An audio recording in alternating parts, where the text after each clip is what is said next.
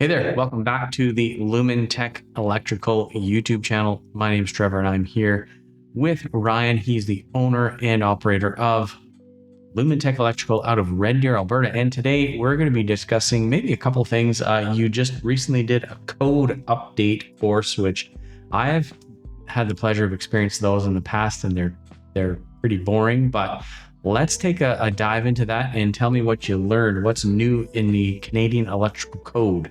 Not too much this year, but one of the main things was now every time you pull a permit on any kind of building, you have to label the entire panel. So previously it was only the circuits you added you had to label, but now it's the entire panel. Yeah, labeling the entire panel. I don't know about you, but one of the big pet peeves that I have is going into an electrical panel and it's either incorrectly labeled or a combination of not labeled at all and incorrectly labeled.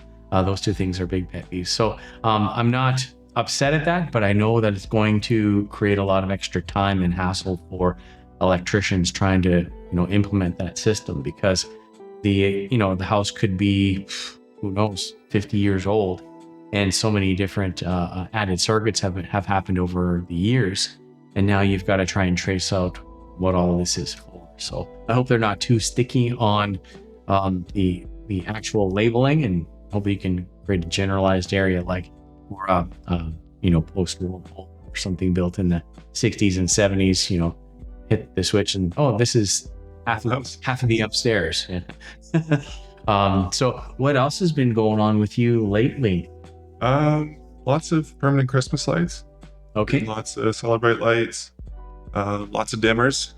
Reason it's been installing lots of dimmers and placing fixtures. Okay. Fun stuff. All right, so let's talk about dimmers, dimmer switches, and light fixtures.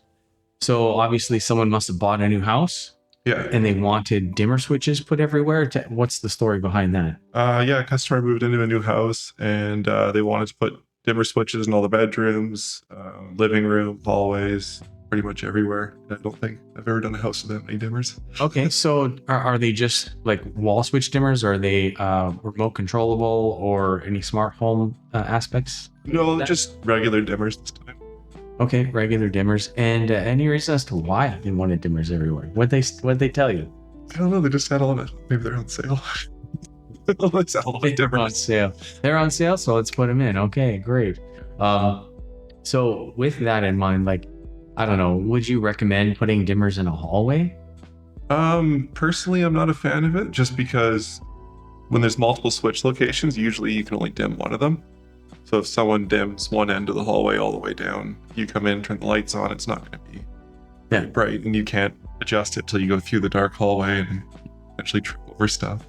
Yeah, I would agree with that. That's not a very good use of a dimmer switch.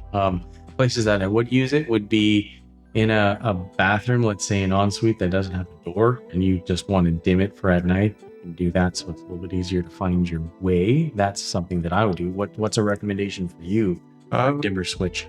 Anywhere with the TV is nice. A lot of the time people want to watch TV and they don't want glare on the TV. So you can dim the lights down, they can still see. Yeah, good point.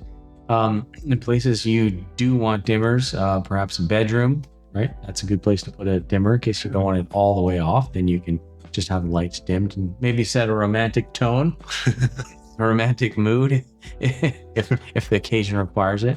Now, what about outside lights? Do people ever dim outside lights? I have put dimmers on them, but it's not very common.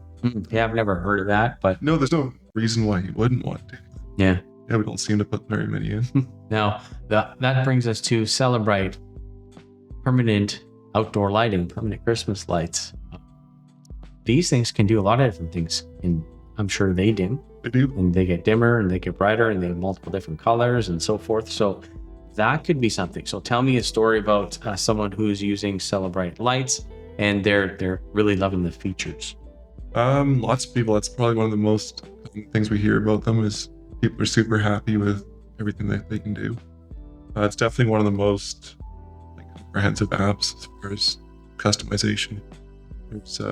I haven't had to tell anyone that the app doesn't do that yet. Okay. Okay. Well, every time someone asks, it's like, oh yeah, you just go here and you can do that. Great. So give me some examples of what the app can do. Dims. It dims. Okay, great. Can you dim each individual bulb separately? Yeah. Wow, that's crazy. So you can have them all dimming and going bright at different rates and so forth. That's cool. What else can it do? You can set any color you want, any kind of pattern you want. Most of the time, you don't even need to make patterns because there's so many in their app. Just download and install. So that saves a lot of time. And then you can download it, install it, and then you can customize it from there if you want to change anything. Like you can set the speed to go faster or slower. We usually slow them down in our house just because they're above the kids' bedroom. So Okay. if they're flashing or anything, it wakes them up, and then no one sleeps. Nobody sleeps if the kids are awake. Yeah, that's right. Yeah, they're pretty customizable.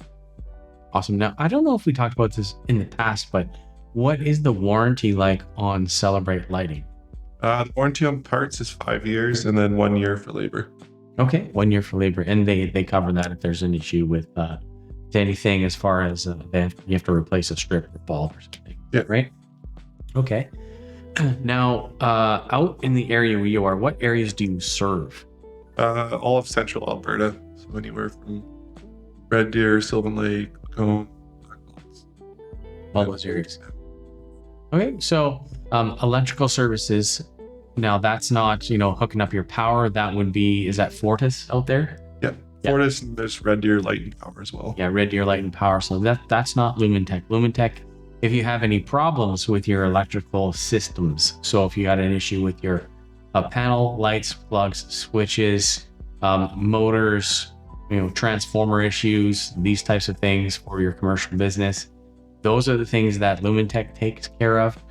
Not necessarily hooking up your power or hey, my power's out. Yeah, okay, that's a different department. That's not me. So what are some things that you could tell people if there's any recommendations coming into the winter season with outdoor plugs, outdoor lighting, extension cords, that sort of thing? Check all that stuff before it gets cold out. Yeah, it's cold out. Yeah, it's not so fun to shoot block heaters when it's minus 40 out. Yep, that's true. But yeah, that's the biggest thing, is check before it's completely frozen, because if there's anything underground that needs to get repulled or anything like that, it's a lot easier to do. Yeah, for sure, because you're not having to try and either get directional drilling or whatever through there. Yeah. And your GFCIs, test your GFCIs before it's too cold, because changing them in the cold weather stinks, because I've done it before, and they're awful because they're a really large unit and they just fit in the box, and getting all the screws and the wire pushed back in there it's challenging, and doing it when your fingers are frozen is very difficult and challenging, and especially like you're a large guy, I'm a small guy. Even my small hands have trouble fitting things in there, and big mitts like you've got there, it would be even harder getting a receptacle back in the box.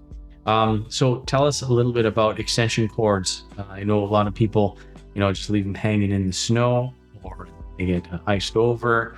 Are there any particular types or brands that you would recommend people use for plugging in their vehicles? They do make cold weather cords. Those definitely last a lot longer. Mm-hmm. The other thing is people forget to unplug the cord, drive away with it. Yeah. So I always wrap around my mirror so I see it.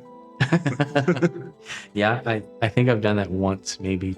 Yeah, once or twice I've done that. First week we lived in Alberta, or first winter in Alberta. Yeah. Everyone's flicking their lights at me. It's like, can I do that? Yeah. Oh, you got this snake dragging behind you. Yeah. So yeah, make sure if you've plugged in your block heater overnight to unplug that sucker before you drive away to work in the morning or to take the kids to school. So yeah, you'll feel stupid. And you'll either wreck your extension cord because it's running down the road, or you'll lose it altogether, or you may pull the block heater plug right off. So be careful with all of that. All right, that's it for us here on the Lumentek YouTube channel. My name's Trevor, and this is Ryan. Thank you so much for spending some time with us today, and hopefully you guys got something out of it. And if you need an electrician to install permanent Christmas lighting, you need an electrician to replace all the dimmer switches in your house, if you need someone to hook up a hot tub, change out your electrical panel because it's old, outdated, and needs a refresh, if you need your new basement development wired, call Ryan at Lumentek. Thanks so much for joining us, and we'll see you next time.